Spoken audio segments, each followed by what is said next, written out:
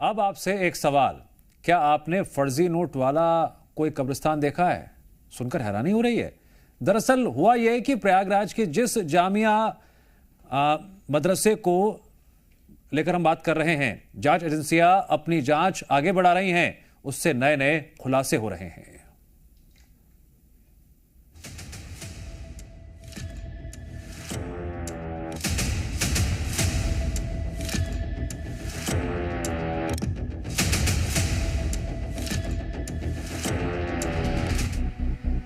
प्रयागराज में ये वही दरियाबाद में जगह है जहां कब्रिस्तान मौजूद है।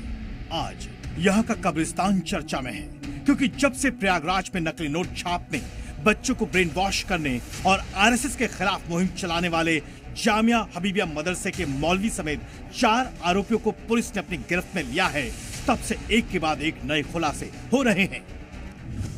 नए खुलासे में 7 घंटे की पूछताछ के बाद जांच एजेंसियों को आखिरकार प्रयागराज के कब्रिस्तान आना पड़ा और यहाँ आते ही उनके होश उड़ गए क्योंकि यहाँ कब्रों के बीच वो कागज मिले हैं जिनका इस्तेमाल नकली नोट बनाने के लिए किया जाता था।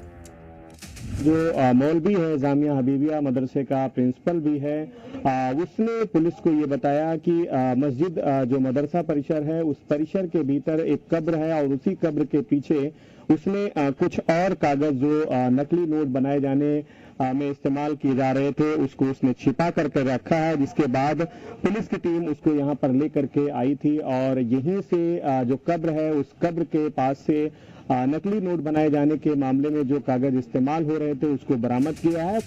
आपको बता दें कि आरोपियों से सख्त पूछताछ के बाद जांच टीम यहाँ कब्रिस्तान के खाक छानने आई थी। ये कब्रिस्तान मजार के ठीक पीछे बना हुआ है। यहाँ 2 बंडल यानी 500 शीट बरामद किए गए जिनसे नोट छापे जाने थे। मौलवी तफसीरुल आरिफीन के हिसाब से इन शीट से करीब 3 लाख रुपए के नकली नोट छापे जाने थे। आपको याद दिला दें कि पुलिस के एक्टिव होते ही मदरसे से कागजों का बंडल हटाकर मोहम्मद अफजल के घर रखा गया था और छापेमारी से एक दिन पहले ही इन बंडलों को कब्रिस्तान में छिपाया गया था। आपको यह भी बता दें कि चारों आरोपियों के मोबाइल फोन जांच एजेंसी पहले ही जब्त कर चुकी है और इनके डेटा को रिकवर किया जा रहा है।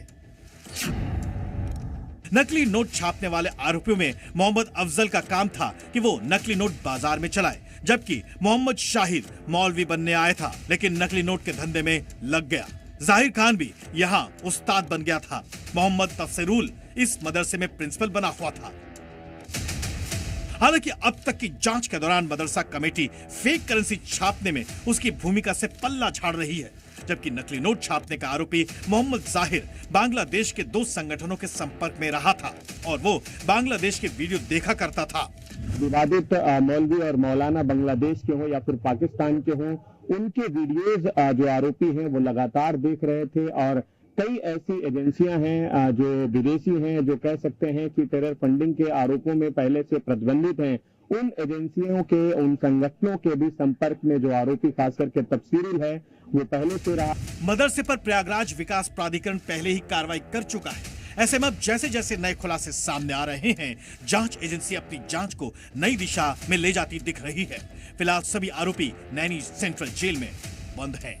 प्रयागराज से मोहम्मद गुफरान के साथ ब्यूरो रिपोर्ट, जी मीडिया।